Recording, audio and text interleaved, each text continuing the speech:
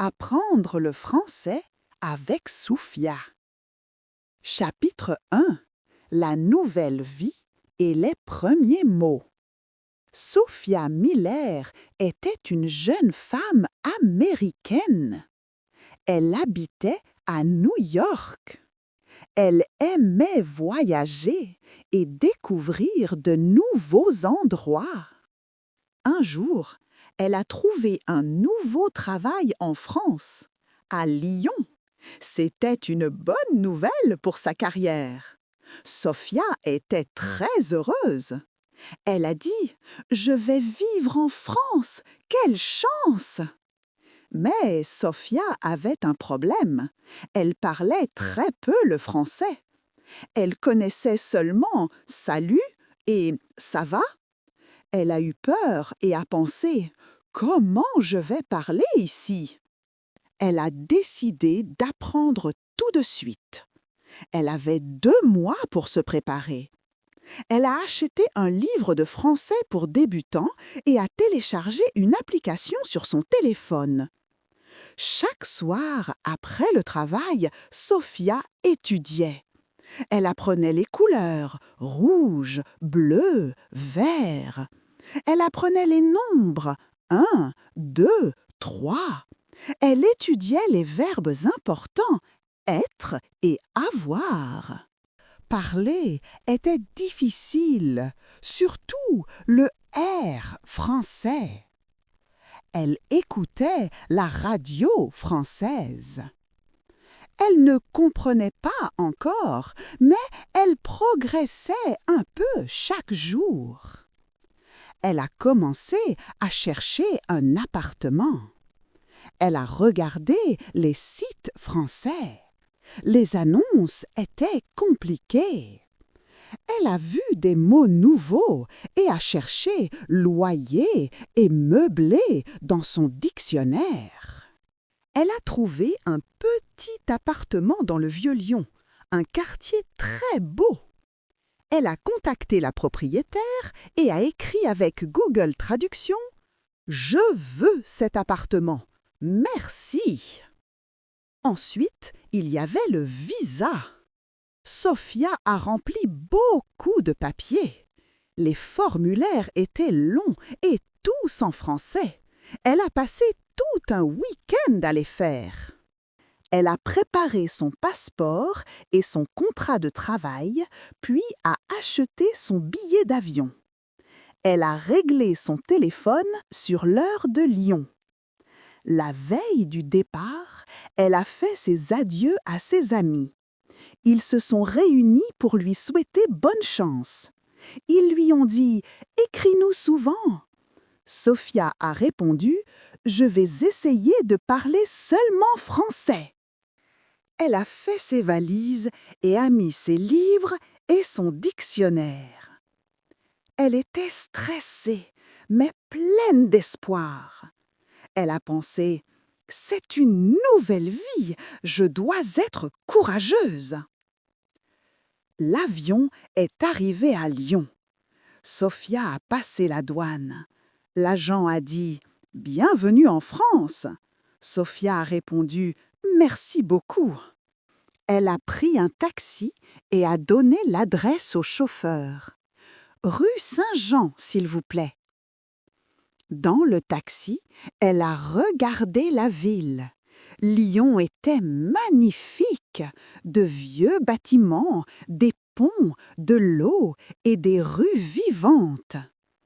Le chauffeur a parlé un peu et elle a répondu « Oui, c'est très beau !» Elle est arrivée à son appartement, a monté les escaliers, a ouvert la porte et a dit « Me voilà chez moi !» Elle a posé ses valises. L'appartement était petit mais agréable.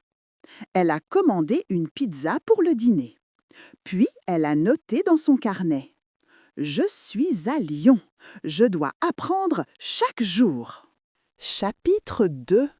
La collègue, le métro et les nouveaux défis. Le matin, le réveil a sonné tôt. C'était le jour de sa première journée de travail. Avant de partir, Sophia a décidé d'acheter un petit déjeuner français. Elle est descendue dans la rue et a trouvé une boulangerie. L'odeur du pain chaud était délicieuse. Dans la vitrine, il y avait des croissants, des pains au chocolat et des baguettes. Dans la file, Sophia a écouté les autres clients. Une dame a dit « Une baguette tradition, s'il vous plaît ». Sophia a répété le mot « tradition » dans sa tête. C'était son tour. Elle a dit « Bonjour, je voudrais un croissant et un pain au chocolat, s'il vous plaît. » La boulangère a demandé « C'est tout ?» Sophia a répondu « Oui, merci ». Elle a payé 3,10 € et est sortie contente. Sa première vraie conversation était réussie. Après le petit déjeuner, Sophia est allée prendre le métro. Elle a acheté 10 tickets à la machine et a regardé le plan. Elle devait prendre la ligne D pour aller au centre-ville, où était son bureau. Elle a validé son ticket et est montée dans le métro.